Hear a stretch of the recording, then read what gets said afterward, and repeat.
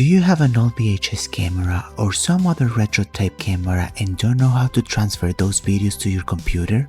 Or maybe you have one of these cool cameras but the type system doesn't work and you wish you could still use it? Or maybe you have a camera that records on tape but you don't want to deal with the long conversion process and would rather record directly to an SD card. The footage you are watching right now was recorded with one of my retro cameras directly onto a micro SD card, but how is that possible with a 40 years old camera? I will show you right now. Today, I'm going to show you a very affordable device that lets you do all that. We're going to check out the mini DVR that costs less than $30. We'll talk about its pros and cons compared to other methods, or at least with the methods I've used. But what's a mini DVR? It is a small portable device that records digital video on a microSD memory card. It is mainly used to capture video from FPV drones cameras, security cameras, or any device that has an analog video output. Now, let's look at the specific features of this mini DVR model. Let's start with the brand. It doesn't have one. Size. It is very small and light, about 2 by 1 inches. Connectivity. It has two 3.5mm ports, one for input to capture the video signal and another for output, which allowed us to connect the monitor. Storage. It has a slot for a micro SD card, where all the recorded video is saved. Type test micro SD XC cards from 4GB to 64 and they work just fine. It has a built-in battery, which in my experience gives about 2 hours of battery life. It has an on and off switch, a status LED that shows when it's recording, and a battery indicator light LED. It has 3 buttons that control all the functions.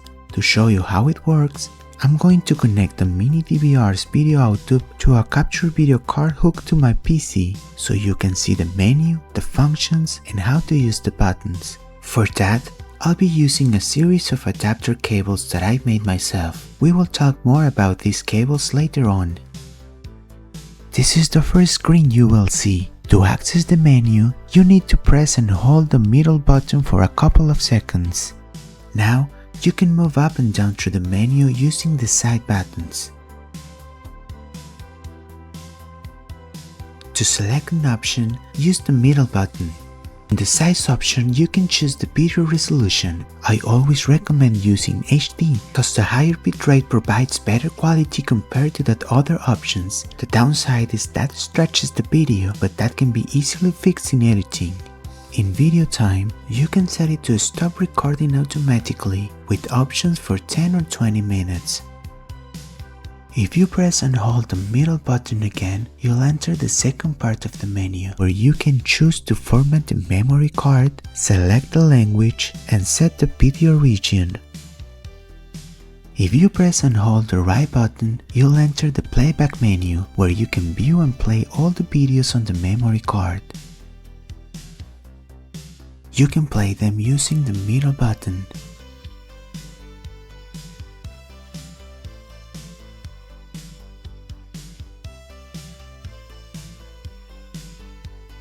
And now, the most important feature. To start recording video, just press the left button. You'll see the green LED start blinking and the recording timer will appear on the monitor. To stop recording, just press the button again. It's that simple. But how do you connect this to the cameras? Well, it's very simple.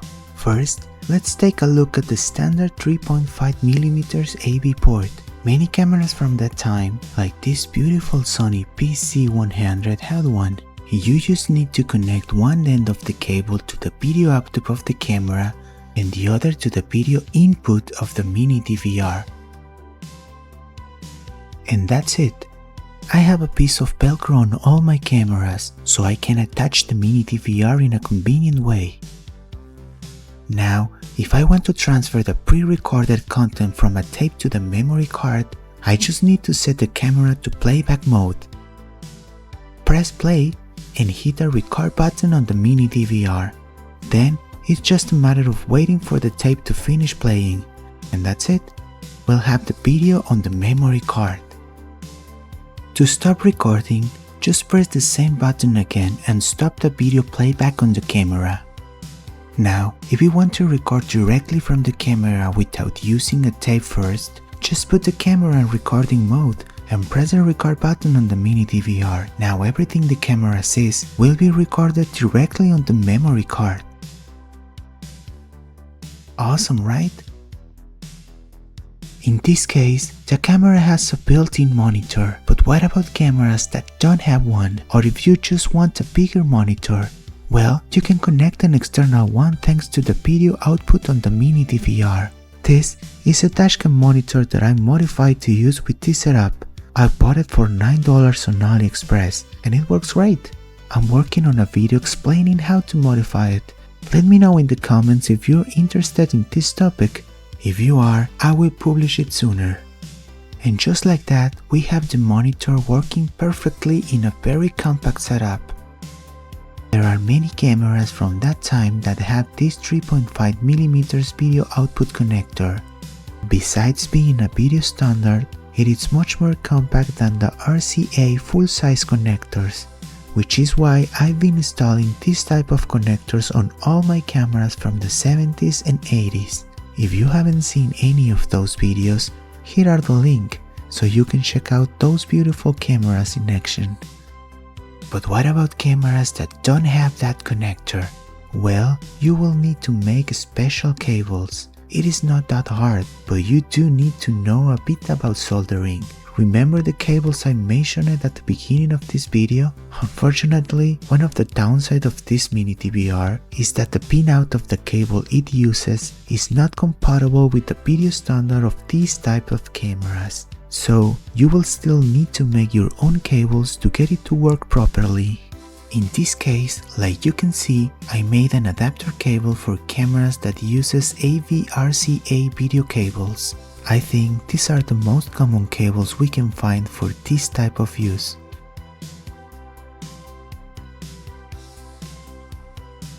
I even made an adapter for this strange proprietary port used by JVC cameras. I really like this camera, so I decided to modify the camera itself to use a standard 3.5mm cable. But the adapter works well, so now I have both options. I have this beautiful Panasonic mini DV tape camera that also has a strange proprietary video port. So you guessed it, I made an adapter. I'm working on a video about how to make these cables. What do you think? Are you interested in the topic? Let me know in the comments so I can see what type of content you like the most. Now, let's do some comparisons. I'll be using two cheap USB capture cards, each costing less than $10, connected to my smartphone and using an app called USB Camera Pro to capture the video. I'll also use a much more expensive capture card costing around $60. Since this one is not compatible with phones, I'll record the video on tape and then transfer it to my PC at home. Right now you are watching the mini DVR.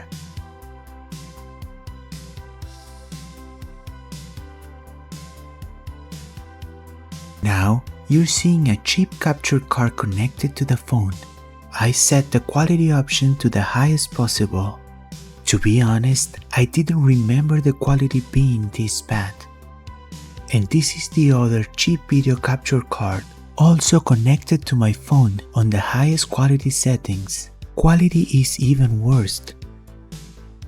Now let's take a look at the $60 capture card. Remember, this was first recorded on tape and then transferred to the PC. In my opinion, the quality is much better than the USB capture cards connected to the phone. What do you think? I'm working on a video analysis with a more detailed comparison of several video capture cards. Let me know if you're interested in the comments. I would love to see this channel grow, so I want to know which topics you're most interested in. For me, the clear winner is the mini DVR. It has a higher bitrate, the colors and contrast are more natural, and it's not the cheapest, but I think it's still very affordable. Now let's break down the pros and cons. Pros: it is small and portable. It has a rechargeable battery. It records directly to an SD card. It has a video output to connect the monitor. The video quality is really good if you configure that in HD. It is very affordable. Cons: you need to make special cables. The HD video gets stretched to 16:9 format, so it's easy to fix in editing, but it is an extra step. The audio quality is pretty bad. But if you can live with that, I think it's a solid and affordable option for recovering old videos, and especially for recording directly from your camera without using tape first. It really depends on how you plan to use it. I use it for making music videos, and it works really good for me. Before I go, I want to sincerely thank everyone who has supported the channel with comments and likes. Even though it's a small channel, I can see there are many people who share this wonderful hobby. I want to keep growing with your support. I have lots of ideas and videos in the works, including some about cameras I recently bought. I would love to know what kind of videos you would like to see, so please leave me a comment. I'll be uploading a video every 2 weeks. I would love to do it more often, but I work full time and life. Thanks again and see you in the next video.